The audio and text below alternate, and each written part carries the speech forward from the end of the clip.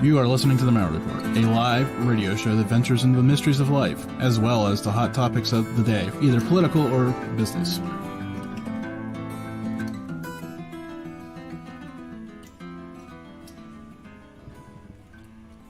want to welcome everybody to this evening's Malliard Report. My guest tonight is Kelley Ahlers. No. Ahlers. Ahlers. Pastor of, where'd it go? I just had it. The United Methodist Church there in Wilmington, North Carolina. Boy, if I could read. I told you my writing's kind of scary. So, how are you doing tonight, Kelley? I am doing great. It's a lovely evening here. Rain stopped, so we're good. Yeah, I was gonna say it's been kind of weird everywhere. Cause what was it? Friday we had like 3 inches of rain here, and that was kind of scary. Yes. You never know when I'm going to have like water in my front yard, or I live on the beach, so it happens all the time, but it's beautiful. It's a good evening. Glad to be here. Living on the beach. Okay, well, this conversation is going to go well, I can see already. But this says the guy living in western Pennsylvania where the closest beach is Lake Erie, and you don't want to go there because, well, it's Lake Erie and all sorts of fun creatures grow in there. Oh, no. Here I'm about 5 minutes from the beach. So I love it. So let's get down to the nuts and bolts of this. Let's go back in time. I don't know. How far back do we need to go? When did you decide, or when did you first hear you were going to think about becoming a pastor? Well, I grew up, my father was a pastor. So I grew up a pastor's kid, one of those rebel rousers, and very early on, probably when I was 7, 8, 9, my dad started introducing me to like Koine Greek in the Bible and Hebrew words and breaking down passages, and I was fascinated by it, about the history and everything. And then I was kind of walking through understanding Scripture, this big exegesis word that we use, which means looking at passages and all their context with him, 7th grade, high school. Knew I was on that track and freaked out and said, I don't want to do this. And took off in a whole nother direction. So I knew all along, but it took me a while to get to the point I'm at now. Well, how long did since you said it, I'll go there. How long did it take you for the freak out to go for you? Well, I spent 3 years roughly following the Grateful Dead. Thinking that was a good way to escape from being a pastor, that, God wasn't going to be on a Grateful Dead lot. Got totally messed up by that, because if you know anything about Grateful Dead, Jerry Garcia sings a lot of songs about God. Didn't expect that.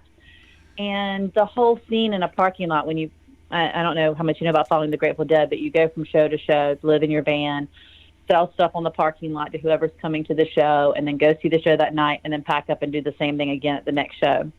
And that whole scene became sharing food and sharing clothing, and this whole community that was music and talking about spirituality. And so I didn't escape God there.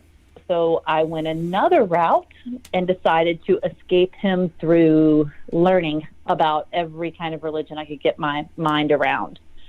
And that took me to Spain and then Fez, Morocco, where I was staying with a Muslim family.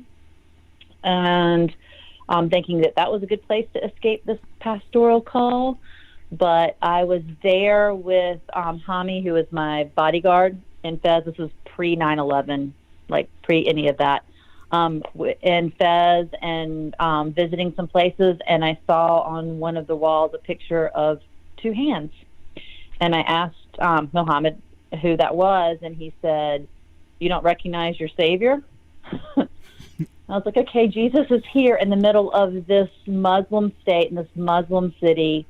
And at the time, with the program I was in, the family I was with, I was praying with them 5 times a day, and I was just really searching myself. And that's when I decided that I would follow my call. And so from the time I graduated from high school until then, that was probably a good 8 or 9 years. And then I entered the Baptist Church in ministry. That is quite a trip there. And I don't I mean I don't know that many people that followed the Grateful Dead, but that's quite a community that does, though, from what I understand. Like, it is, yeah. It was a massive community. Now, I did it before Jerry Garcia died, and they're still kind of doing it today, I think. I'm not a part of that community, but it was, I mean, hundreds of people, and they have all their different little groups, their spinners and wharf-rats and all their different little communities within. But when it came down to it, when you have people living place to place, it becomes a community of sharing and connection and music and love, and it was really beautiful. And in some ways, I miss that. But when Jerry passed away, we all moved to a commune in the mountains for a brief period, and that wasn't. I knew at that point I had to go somewhere else, and that's how I ended up going back to school and ended up in Morocco. But it was wonderful while I was there. So, okay, but devil's advocate moment, though. You felt the call, and you ran from it. Yeah. And probably ran for, I'll say it one more time just because I feel like I'm missing something in there. When you started the study and all this other stuff, did you feel as strong as when you first heard it, or was there some questions still? I think that every step I took away made me stronger in realizing that this is what I'm supposed to do. Like when I started studying different religions, I focused on the Abrahamic traditions, which the basic ones we know are Judaism, Islam, and Christianity, but there's also a whole plethora of them that lead back to Abraham. And as I was studying those and then got into Hinduism and Buddhism, I just kept seeing these connections. Instead of seeing these reasons why I shouldn't be a Christian, I kept seeing these connections to what I felt was the fundamental meaning that Jesus was trying to share with us. And so, oddly, every step I tried to take further away made me closer to knowing the kind of pastor I want to be and the kind of Christian I want to be. So, but there had to have been, I mean, after 9 years of being out of school, to go back to school had to have been a hurdle at some level. I mean, I can appreciate that just on the nose of it. Yeah, it very much was. Although, I'm going back again, because I'm just going to keep going to school for the rest of my life as long as someone will pay for it. So I'm going back to Duke starting, I think, in the spring. But I think part of going back, though, because, I mean, when you first go to school, you're just there to party, right? And to have fun and figure out your future. But when you're kind of figuring out what you want to study, it's more about that study and that debate and that journey. And I actually liked it a lot better when I knew what journey I wanted to go on. And my schooling was a little different because although one of my degrees is in English literature, my religion degree, which was the second half of it, took me through, Spain following the extrication of the Jews and the Moors, and then ended up in Fez. So it wasn't like a classroom experience at that point. That's always helpful when it's not all book learning, because I know that's problematic for me. I mean, I'll speak me for too. myself. I have to experience it. I want to. If I'm going to study Hinduism, I want to sit with a Hindu and talk and discuss and eat and share and feel all the sensations. I want to know what that's like, because it helps me to find connections. And so that was pretty amazing. Although I do like to read too. So, what's one more question before we move forward here? What did your dad think of all that through that process of you going out and questioning? I guess he actually is a history nut, and is really has always been focused on the context of our scriptures and the correlations between Judaism and Christianity. So he kind of started this idea in my head. And I think probably when I followed the dead, this was before cell phones or anything, so he was like, just call me collect every 2 weeks so I know you're alive, and I'd come home in between tours, and I think he had a lot of faith that I would be okay. I think he always has had faith that whatever journey I go on, and I think sometimes other journeys have been more scary for him that I've been on than that particular one, but he always had faith that I was going to be okay. And he's always, in fact, this is a funny story I haven't told anyone. When I was in high school, there was a moment we were living in outside of New Bern where there's this huge Wiccan coven, and I came home one day, I had read some stuff in the library and told my dad I was going to start practicing Wicca, and brought all these books home and all this stuff, and, you know, trying to rebel against my father because that's what you want to do in high school. And he was like, oh, that's fascinating. Can I read one of the books? You know, sit down, talk to me about it. What are you thinking? You know, are you going to, you know, have rituals? And it was so frustrating because I wanted to do something that really made him angry and kind of went against everything he believed. And instead, he was always like, oh, that's interesting. Teach me about it. And I think I learned kind of how I work as a pastor now and how I work with intersectional faith communities and stuff by his example. Instead of immediately being angry and trying to fight, I'm like, oh, okay. Share your information with me. Let's talk. Yeah, I was going to say, I think that's a good lesson for everybody out there. Ask more questions, and that's why I'm here tonight, because I had more questions about a lot of things, and so that's a good lesson.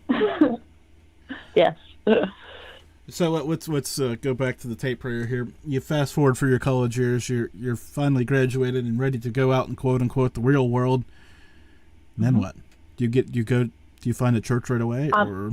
Yeah, well, actually, while I was in school, my father had a church that he planted in Emerald Isle, a Baptist church, and was cooperative Baptist, which they're cooperative and Southern are different. I was actually ordained at a small church way, way, way back, but my first ministry actual work outside of my degree was at my father's church, and I did, youth children's ministry, and then was moved to a couple of different churches. Ended up at a Southern Baptist focused church, which I out of kindness, I'm not going to specify which church that was, but while I was serving there, they decided not to recognize women in the pulpit anymore, and that they were not going to accept for baptism or communion the LGBTQIA community, and then they wanted me to sign a paper saying I believed in a 5,000-year-old earth and I would teach creationism instead of evolutionism. And I couldn't do that. And so after 15 years of serving in different Baptist churches, I walked across the street literally to the Methodist church and sat in the back pew. And which led me to getting a job at a Methodist church years later and where I'm at now. Well, that was quite the sentence there. Let's just be honest about that. Because I've had women pastors before, so that doesn't bother me, but I know it bothers some people.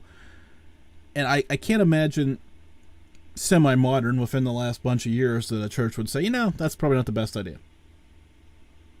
Yeah, that is the stance of the Southern Baptist Church at this time, is that women do not belong in the pulpit. And as we have seen recently with people like Beth Moore leaving the Southern Baptist Church, it's causing them more problems than they expected.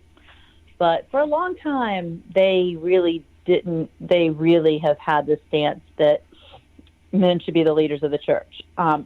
Because I was cooperative Baptist too, there was some room there, but it is painful to be told because of the way you were born that you are not accepted in the call or your walk in life, that your voice isn't important, and that was very painful. But also, it led me to the Methodist Church, which aligns more with a lot of my beliefs. When I started learning about the sacraments, and the way they view baptism, and I keep saying I found my home, because the questions that I had in the Southern Baptist Church for so long, as soon as I started reading all the materials I was getting about the Methodist Church, and I was going, this is the answer that I've been looking for, especially things like how they interpret Scripture. I was going, this is this is who I am. And so although those years that I formed in the Baptist church were great in some ways, painful in other ways, finding the Methodist church really gave me a place and a sense of purpose, and probably was always supposed to be the place where I'm a pastor all along. It just took me a while to find it. And yet, as a Methodist, we're at the cusp of this reality of our denomination kind of having a major temper tantrum over some things. Yeah. Yeah. I promise it wasn't my fault. I know I came along and it happened, but it wasn't my fault. I'm pretty sure it's been building for before you became a Methodist. I mean, you may not have helped things, but no. and I can be a little controversial sometimes, I know. So, but yes, we are getting ready to, it looks like, face a schism within our church, which is one of those things that happens with us denominations. Well, that's the interesting thing that I, as I was kind of still searching as we're going through this. As I was going through this process, you just showed up. How does this all? Because we work so hard to build a congregation, and then something, I don't want to say political, but kind of, for the lack of a better looking at it, comes along and kind of starts to tear that apart. That's got to be almost as much as frustrating as anything else that we come across. Yes, and I don't know how many people who listen know exactly what's going on in the Methodist Church. I guess maybe we should probably. Go ahead. Sorry. Yeah, we probably should touch on that. So a couple of years ago, we had a special called annual conference. The Methodist Church is global. We have churches all around the world. And when we make a decision to change our book of discipline, which is kind of like our rule book, guidebook, we have to do so as a global conference, as our annual conference with the churches all around the world. And we had a special called conference, and the idea was we are already, open doors, open hearts, open minds to our LGBTQIA community. But we did have two stipulations when it comes to the sacrament of marriage and to who can be an ordained pastor, elder, local pastor, working within the church. Churches had begun to ordain LGBTQIA people. We even have a bishop in Colorado who is beautiful and serving. And we thought we were headed, before the pandemic at annual conference, we thought we were headed to changing those two specific rules on marriage and ordination. Unfortunately, some of our church family, who are on the more fundamentalist side, were able to change that direction, which caused an uproar. And then the pandemic hit, so we couldn't come together. So in the back rooms of our lovely United Methodist Church, there was, we believe, an agreement made, understanding that any agreement that was made has to actually be voted on in annual conference, which will be at the beginning of September of next fall, not this one, but next one.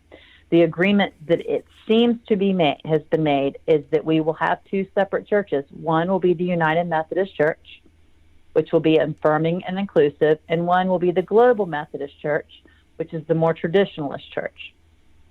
And that involves money and the ability to take your church building and property and all kinds of fun stuff. But when it comes down to it, it means that each individual church around the world is going to have to vote. Those churches are probably going to split. You're going to have some people leave, some people stay, and each pastor is going to have to state their stance on whether they're going to perform weddings or whether they're open and affirming. So this is going to be a fun year for us as Methodists. Like the last 3 years have been fun. This is going to be a fun year because we are coming to terms with how we feel about our rainbow siblings. Yeah, and I've been paying attention to this, obviously, and I'm always surprised. I've a long time ago I was warned by a lawyer, don't worry about the meeting. The meeting is fine. Worry about the pre-meeting with people that are in that committee that has happened before the meeting. Yeah. Because that's when the deal's done. That's when it's all taken care of. And here we are. That's what you just described. That whole, and hopefully, I mean, I don't want people be angry about this. I just kind of want it. Everybody, of course, this sounds like kumbaya, right? Everybody get along, but it's not going to happen, though, sadly. Well, the one positive thing with any church schism, and this is how we have so many denominations now, as this keeps happening, is that both sides tend to grow initially because they give a place for people with those specific beliefs and interpretations to find a home. So people who have not found a home in the United Methodist Church because we have not been completely inclusive are going to find churches that are where they can come back to church because they've been gone for a while. And some of them have never been to church because they don't feel accepted. So they'll be able to find that place. And then people who have been questioning, especially during this uptake of turmoil, will be able to find a place in maybe one of our global Methodist churches. So hopefully everyone will find a place, but I am more focused on the United Methodist Church and the excitement I have for being able to, with open arms, accept our LGBTQIA plus community. I'm looking forward to that day where it just is written in our book of discipline. Somewhere in there. Somewhere in there. Or maybe not even written. Maybe that one line is erased, which is kind of what's going to happen. Not added, but we're going to erase that one little section. I've got news for you. They're not erasing anything. It's going to be reformatted. There's no way that book gets any shorter. I'm sorry to tell you. No. It'll be reformatted with explanations. That's very true. Spent a lot of time with the Book of Discipline. That's one of the fun parts about being a pastor in the Methodist Church. Nobody will allow that to be any shorter. So no. Let's take this back to the broader picture, though. Obviously, we're coming out of COVID, kind of, sort of. I'm not sure where we are with all of that. I mean, it seems to be spinning around with the different variants and all this other stuff, but we're kind of, we're in the middle of it still, I think. How has that impacted your ministry and your church? Because you probably were out for a while where you didn't have in-person worship. So how does that all translate into anything different? Yeah. We were out and then came back together and then went back out again. It was a fun adventure for many of our older church members. They now all have iPads and can Zoom with proficiency and are all about YouTube now, which may be a good or bad thing. But we're back now. We have some regulations in place and spaces for those who want mask and no mask. But I think the hardest thing has been church is about interaction. And we're seeing, our church is rather large, so we're not on the verge of having any big problems. We're just kind of coming back and trying to relearn how we meet with each other. But we have had many small churches, around the world, and even our community that don't exist now. And that's been kind of sad. Seeing some of our brothers and sisters in their churches just vanish because they couldn't survive the pandemic. And that's going to be a hard thing for all of us to move forward because I think it's not stop. I think it's going to keep happening. And it is a struggle to relearn how to be together again. I will say that because when you've been apart for 18 months, it's hard to figure out, which pew you're going to sit in and who's singing and who's doing the sound. But it's also hard to figure out how to talk to each other in that caring way when everyone's agitated and coming with frustrations from the pandemic and all the worry and concern. It's taking a lot of patience and relearning how to do that. I hadn't even thought about that, how to reconnect on a personal level with people. Because my church is a ton smaller than yours too, so maybe that's why I didn't see that as much. But there's still some of that, like as you said that, I got uncomfortable because there is still some of it that resonates as I try to, like I said, been searching through all this, and so YouTube. It's difficult. YouTube. Did you ever think you'd be muttering those words as it related to church? No. Well, when the pandemic hit, I'm the youngest person on my staff, and I'm in my late 40s, so that'll tell you a little bit. So I was the one putting together worship services at first, trying to learn how to edit, and I was the one doing all of the Zoom meetings, and I was the one getting devotions on YouTube and Facebook. I mean, the other staff didn't even have Facebook, some of our other staff. So I was training staff, training church people, and learning all the ins and outs of the legal side of YouTube while being in a pandemic. So yeah, and to be honest, we never had online services before this, and I never expected to be videotaped doing sermons and reading scripture and stuff each week.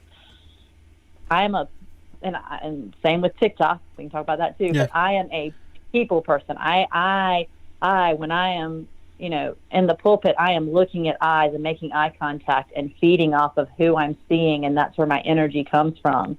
And when it's just a camera and you, it's a whole nother ball game. I was never meant to be a televangelist. I didn't think I ever would be, because I don't like the camera. I like the people more. Do you still do the camera with the people? Yeah, now we're incorporating both, which I think is going to be great as we go forward. We're still recording services on Tuesday just because we haven't worked out all the kinks, because we have a very old sanctuary. Our church is the oldest oldest Methodist church in North Carolina, so it's very old. So we're trying to figure out cameras and positioning and microphones so that we can record live in service, and I think that's going to be fantastic to be able to experience the whole service. But and yeah, I have had people there recently while I'm doing things, but it's a different world. But I think I'm adjusting to it, and I'm starting to realize how that connection, it's kind of blown up for me. So I'm kind of realizing how important that connection is, to not expect a person to be inside of your church, but to reach outside of the walls through, social media really can make a difference in the world and make an impact. And that's one thing the COVID pandemic taught me, is that I don't have to stay inside my church. It definitely tore down the walls. That's for sure. Yeah, very much so. And if it wasn't for all of this, we wouldn't be talking tonight, right? Because if you didn't start doing YouTube and then TikTok, and then here we are. So, okay, speaking of TikTok, I've got to rewind the tape on that for you, because scrolling TikTok one day, and you did a video of your dad about him looking for a church, which is when I started deep diving you. Now, I've got a very important question for you at this point. Has your dad found a church? No. We were just talking about that. I went to see him, I guess, yesterday, and we were just talking about that, and he's still struggling. And that's this has never been something he's done before, so he's still struggling. I keep telling him he can make the extra drive and come see me, but it is a little bit too far every Sunday morning. So hopefully he will soon. And when he does, I will make a TikTok about it, I am sure. I was going to say I have no doubts, but like I said, I was scrolling through them, but I didn't want to make sure. I didn't want to miss, make sure I missed one somewhere here, because sometimes you do that. You get going too fast when you're scrolling. And he loves making TikTok, so he will find a reason anytime to make a TikTok with me. He's fascinated by it. It's very sweet. Every time we get together, it's like, okay, let's make a TikTok. That's interesting, though, because we were just talking about how the different generations, it seems he's not, for him to be interested and willing to do that doesn't seem that generation. No. Well, I think once he saw the reach I was and the ministry I was doing, and he started, we were on a mountain trip, and I think I only had maybe then I only had like 10 or 11,000 followers. And he was like, this is great. What can we talk about? And he jumped in then. And so now, as it's growing, he's going, we both are nerds. And if we can talk about things like the Greek language, or, break down the historical context of what Paul was talking about, we do that at the dinner table. And so the fact that I can get online and do it and people actually want to watch it freaks both of us out. It's the weirdest thing. It just amazes me every day, and he loves being a part of it because it's what we do on anytime we're together. So we're just kind of doing it in front of the world. Okay, so let's re-rack at this point. Where can people? I mean, we've referenced TikTok and YouTube. Let's give people those places to find you or how to find you. I am Pastor Kelley on TikTok, and that's Kelley with an EY. And I think the easier way to find me is if you do hashtag Bible Nerd. I am most of those videos. So, and then through TikTok, you can connect. I'm on This Pastor's Life on Twitter, and I'm trying to start the YouTube thing. I don't have a lot of free time, but it's This Pastor's Life on pretty much all the other social media. Well, you'll figure it out, though. Because as we talked a little bit before the show, a little bit longer format would probably be beneficial at times. Yeah, I have a lot of people asking me questions that I can't explain in 3 minutes.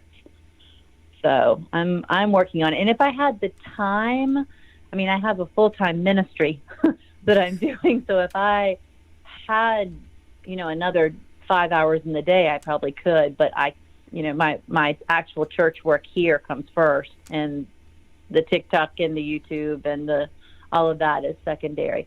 Although next week I am taking the entire week off because several of the pastors of TikTok were all getting together and headed to San Francisco to make TikToks and spend some time, connect, and actually meet each other in person. So I will have lots of time then to figure out and talk to them about YouTube, and who knows what will happen. I'm sure something fun will happen. I can just tell based off what I've seen so far, people getting ready for it. Yeah, I'm a little nervous about it. You might want to watch because it could get interesting, but there could be some videos that get taken down once we get back into reality. Well, okay. I guess we got to pay more attention then. Yeah. So, now maybe I don't even know how. I'm just going to kind of make a statement, and you're going to have to kind of fill in some gaps here for me, or help me out here. Okay. Because, well, follow me for a minute. My congregation's also a little bit older, and being the younger guy, right, with a family, and I always hear all the time, we just need more younger people. Well, I guess the question is, yeah, it sounds great, but how? That is the question. That's the $1 million question for churches around. And one thing that we are seeing, especially through social media now and through this pandemic, is the way it's not working for many people is to get a big rock band. I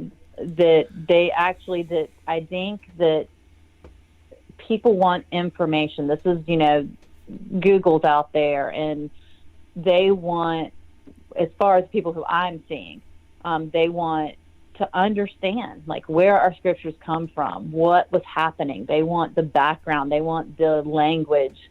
They want to know how we got from this point to that point. And the trusting someone just spouting something off from the pulpit is not what the younger people want anymore. They're not blindly going to listen to someone. They research. And, I mean, even things that I say, they go out and research further, and then they ask me these in-depth questions that my professors didn't even ask me.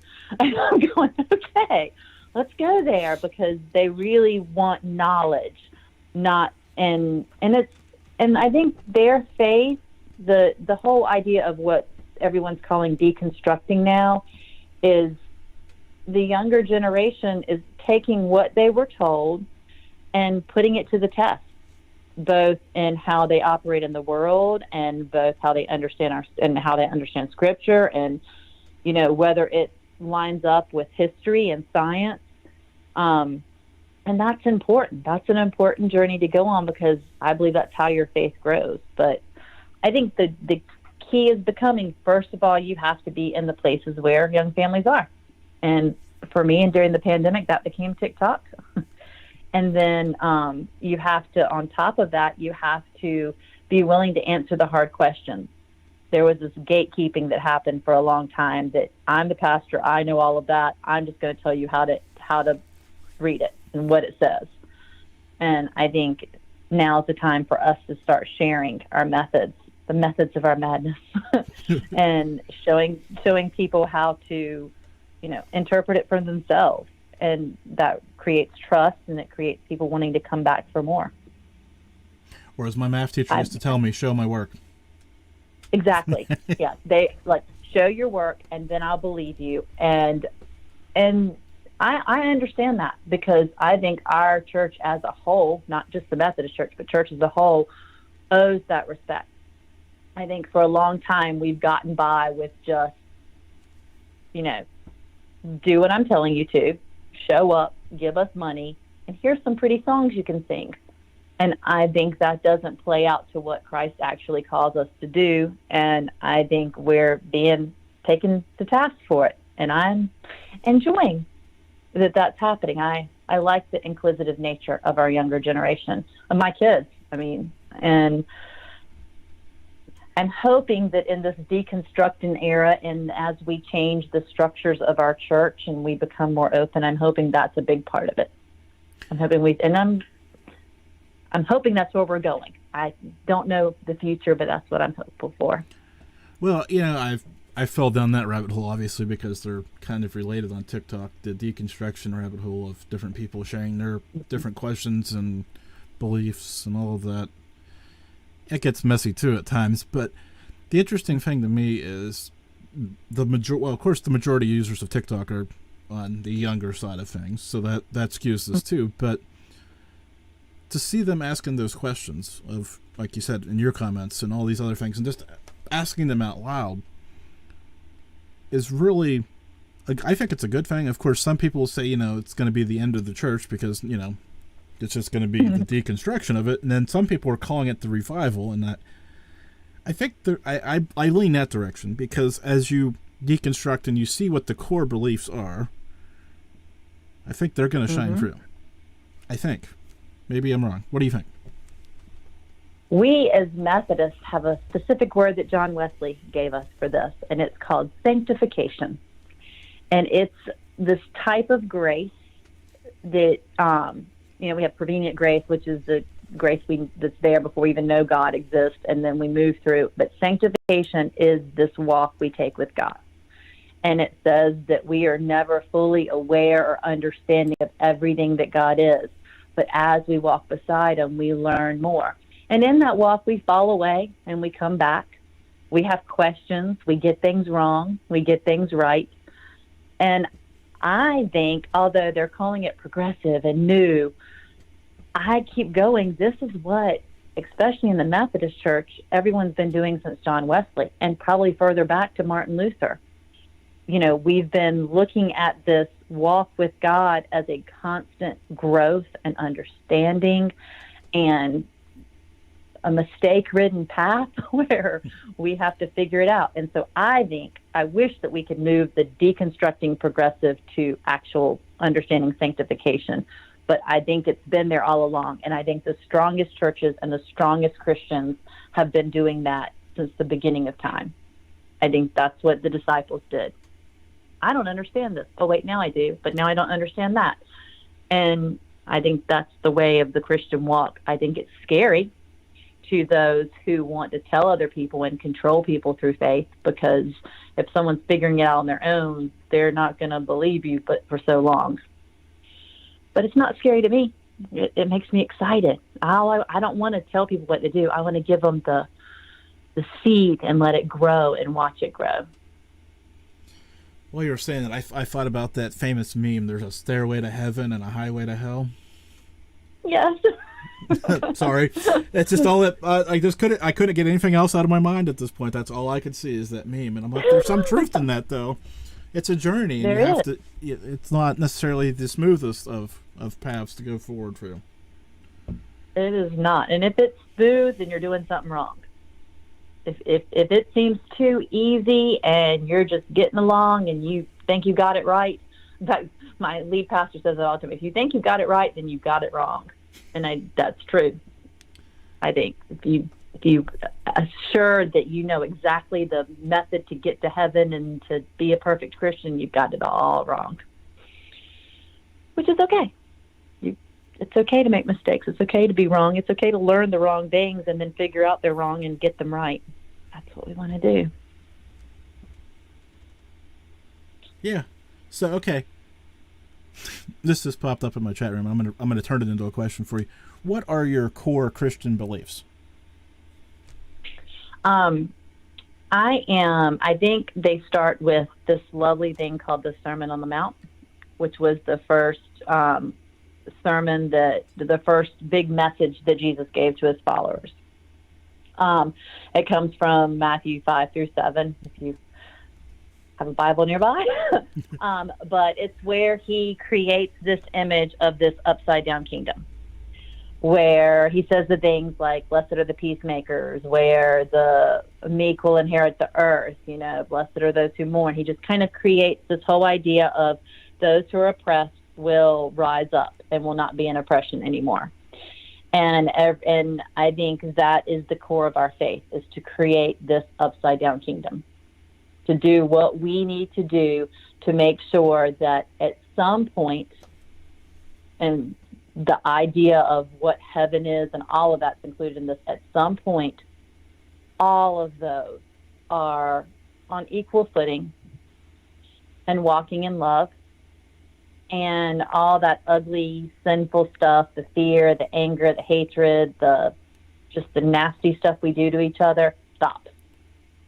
And so the core of my belief is that my job is every day and every way I can to build this upside down kingdom. It's not always pretty. It doesn't mean I'm always nice to everyone. I want to be the sword. I say some things that don't make everyone happy. But that's part of building this kingdom, is changing the way things are. And I think that's what we do as Christians. I think that's also what our Abrahamic brothers and sisters are doing. I think that's the movement the Jews are headed to, and our Muslim friends are headed to, our Sikh friends are headed to, is building this beautiful place where there's equality and love. Does that answer? Yeah, and I'm gonna throw another. I don't want to call it a zinger, but it kind of is, based off the Sermon on the Mount, because it just popped in my head as we were talking about some of these things. Because that is one thing, and then you've got some Old Testament things that don't necessarily align with some of those other things, because we're talking about oppressed people and all these other things, but there are some verses that people love to pull out and just throw. You know which ones I'm talking about. So how do we work through that? Well, for me, it's kind of simple, because it comes down to the way we see our scriptures. There are people who see the scriptures as the inerrant, handwritten word of God. Like God took someone's hand and said, or put it in their mind, this is what you have to write. That's not how I view the scriptures. And that actually comes from a newer fundamental idea of the scriptures, including the ones that our Jewish siblings gave to us. I'll say gave in a light term, because we kind of took them. They didn't really give them to us. But the scriptures are actual, for me, stories of people written by either those people or that were written generations later, of them trying to understand God and how they did it and what they got wrong and what they got right. That's what the collection of books that we call our Bible is.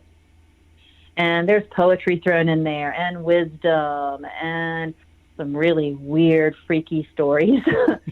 But that is what our Bible is about. And what we learn from that is to learn from their mistakes and the things they got right, and to see how they did it. And they're all from different time periods, different cultures, different ways people thought, and they contradict each other. And then the general message is, we are trying to seek out who our Creator is, and what does that look like, and how do we connect with our Creator and connect with other people.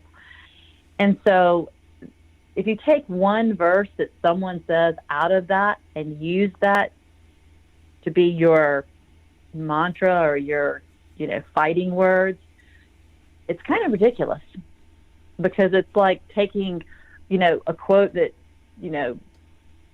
Benjamin Franklin said, and said this applies to all eternity, or a quote that William Shakespeare said, and you're using someone else's life experience that they're just trying to share as the rule and law for all.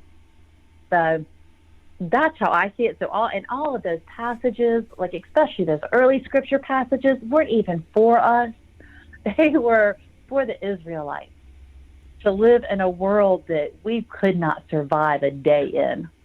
I mean, if, and I hate to say this, but if a white male pastor from a church here was in the society where that was happening, they wouldn't survive a week. They wouldn't be able to, because it's so unknown. It's a different culture, a different lifetime, a different everything. So we don't live by their rules, but we learn and we grow from them. We have one rule. I mean, I think Jesus said something about this, that we have, there's basically two rules, that love God, love your neighbor kind of thing. I think that's where we start.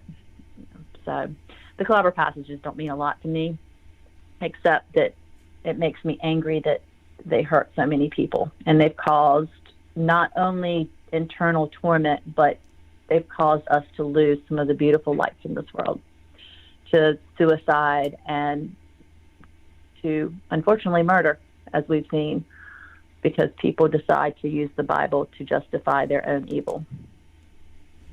Yeah, so that was lovely. That was a lovely place to go. Yeah, we got there. It is mission critical to understand that, though. That you can, and then what the part that always gets me is I want to say dozens of translations that we've been through the years, and then translations of the translation, and it just always makes me question it always made me, especially when because you'd sit there and read the King James, and then you'd go to the New International Version. It felt like you were reading a different book. Yeah.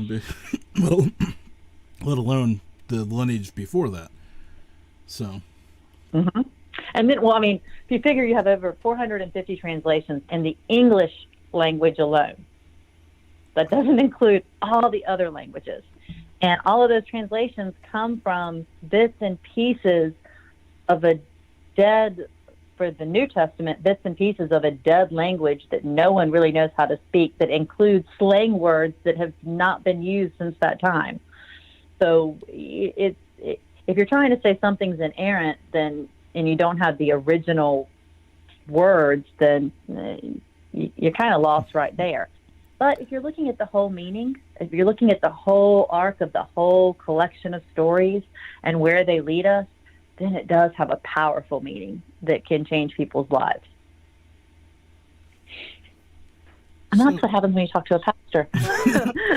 Yeah, well, it's not good to leave me speechless, but it does, which is not good for the course of the show, but it's okay because that's how life goes at times. So what's the one thing? Okay, what's the one thing about the church that I'm overlooking? Because when you go for most of your life, you kind of get into a habit routine of things. So what am I missing? What should I be paying more attention to? One of the things that I wish more people did, that I see the younger generations doing much better than anyone else has, and I see what my father, we were just talking about him trying to find a church, is that when you're choosing something, because your spirituality and your faith are going to drive everything else in your life, and what you believe at your core, it involves your morality, it involves your connection to something higher than you, it involves how you connect and work with others and how you treat others. It's just the core of your being. And if you're going to choose someone to teach you about that and to direct you and to guide you in that, you need to make that choice wisely. You need to shop around. You need to listen to all the different voices. There are tons of denominations and churches you can choose from. You need to shop around and listen and find where you connect, where you feel you are accepted and loved. And then once you find that place that you can trust with your soul and your spirit, you need to understand that everyone else sitting there is screwed up too. No one's coming to church because they're the perfect one. They're coming to church because they're just as confused as you are. and give each other grace to be just as confused and screwed up while they're sitting beside you.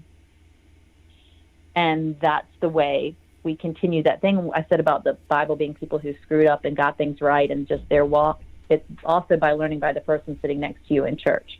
You know, hey, I went through a divorce and this is how I screwed it up, but this is how I got it right. Oh, wow. You know, I'm going through a divorce. Like sharing those stories with each other and accepting each other's good and bad is what church is about. It's about that community. And I wish more people shopped around for the right churches and then allowed grace within the church they chose for people to walk with them. That's an interest. That again, you're leaving me speechless, and this is not the time or place to do that. But that's okay.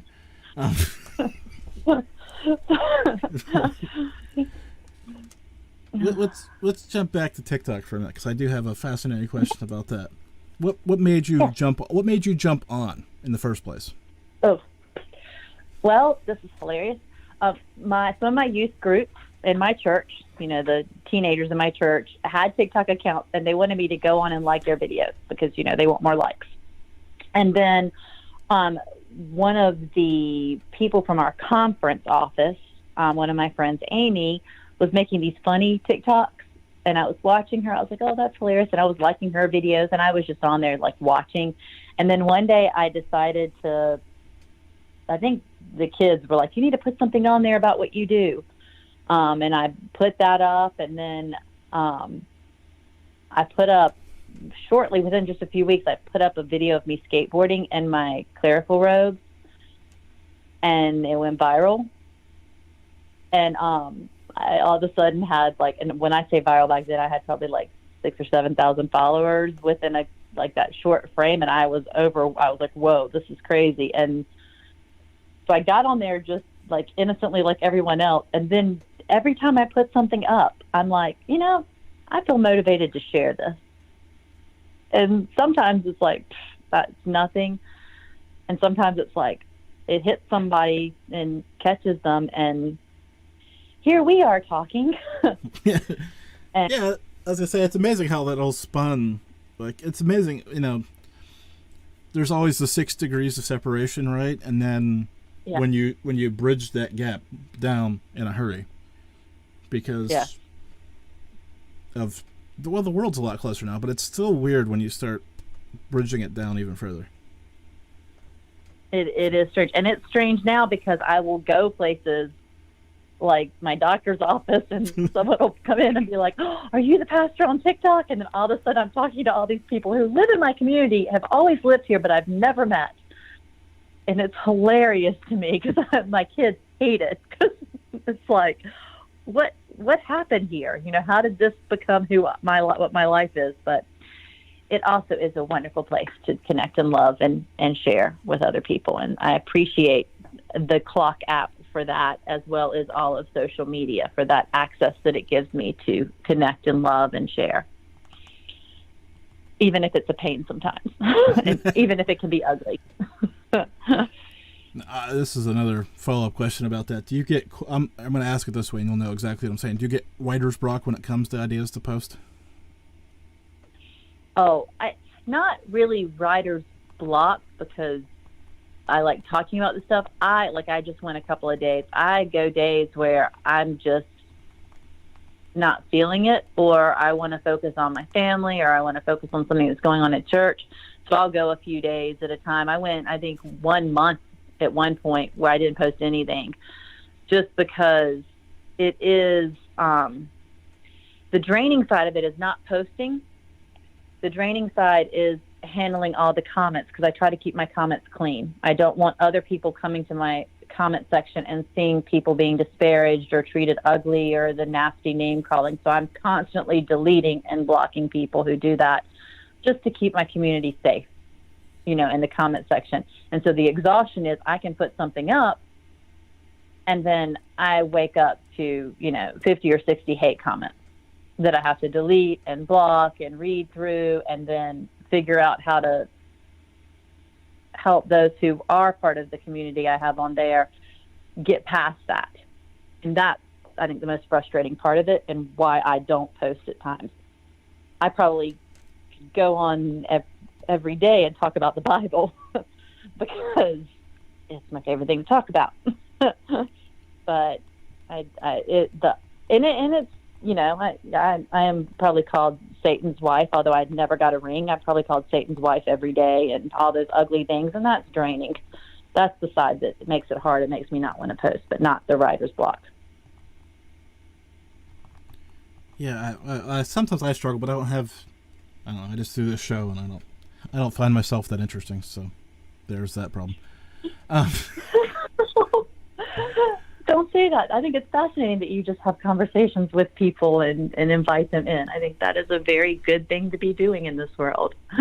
I find it fascinating. I enjoy it because, like we've just been talking about, it's this journey. And tonight I was able to open up and share a different part. Like I told you before, me and the listening audience talked to a prison doctor last week and different things. And it's just kind of, I don't know where it's going, and I know where it's been, but I don't know where it's going, which is kind of sounds like something that you'd appreciate. Yes, I always am up for the adventure.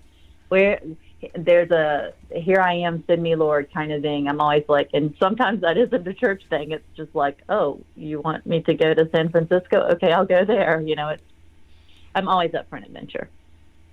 It's fun. It makes life interesting and it grows you, stretches you.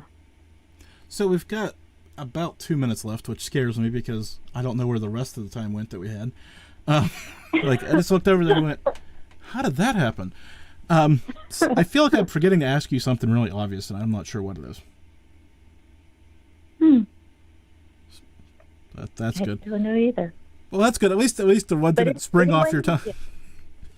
If anyone has any questions, they can find me on TikTok and ask away. That's one of my favorite things to do is answer questions. So you can ask me on TikTok, and I'm sure I will share some of this on there too. So. I know what I did see a TikTok about sermon prep. Now, how often? Because I know there's a book of lectionary, and how often you just wing it? It was going to be a question I was going to ask you. I like the challenge of the lectionary because I have to figure out how it applies to my congregation in that moment. So I do like that challenge. I occasionally have like things I really want to talk about, but I like pulling from the lectionary just because it's like, oh, this is a weird, like, I think like if the verse is like on something like circumcision, I'm like, okay, how do I make this apply to, it's like a game almost, a challenge. So I do use the lectionary quite a bit, unless there's a particular thing I have to talk about that I feel like, especially my congregation needs to hear in that moment. That's going to be, I do like the challenge, as you put it, kind of trying to figure out how that fits, because I've been reading the lectionary lately, just kind of trying to see how it applies to me directly, and then back out the other way. See how, you know. I challenge, we're doing that for our Sunday school with all of our age groups this year. We're reading through the lectionary and doing the history and how it applies. And so I kind of gave myself that challenge because I enjoy it. I mean, it's there for a reason, so why not use it? Well, Kelley, I'm going to put a bow on this. Thank you again for coming on and enjoying interesting conversation. I enjoyed it, so I hope you did too. I did. This was fun. Thank you for having me on. We'll talk again, I'm sure. Yes. And I'll see you out there in the social media world. So have a good night and a safe travel to San Francisco if I don't get a message to you before then. I will. Thank you so much. And there we go. Thank you for listening to this episode of the Malliard Report. Stay tuned for details on saving money at the Duck Pond Shop. I hope you enjoyed this report. Please subscribe so that you can join us again. And if you appreciate the show, leave us some stars or a review. For more notes from this show or other great shows, check out Malliard.com. A reminder, the views and opinions of this show are those of the host and guest and do not represent any sponsors, affiliates, or any other partners of the Malliard Report. Now for your money-saving tip. Promo code Malliard at checkout of duckpondshop.com, where you can get your t-shirt, coffee mug, and other great products. That's promo code Malliard at checkout, duckpondshop.com. Until next week, stay safe and keep quacking.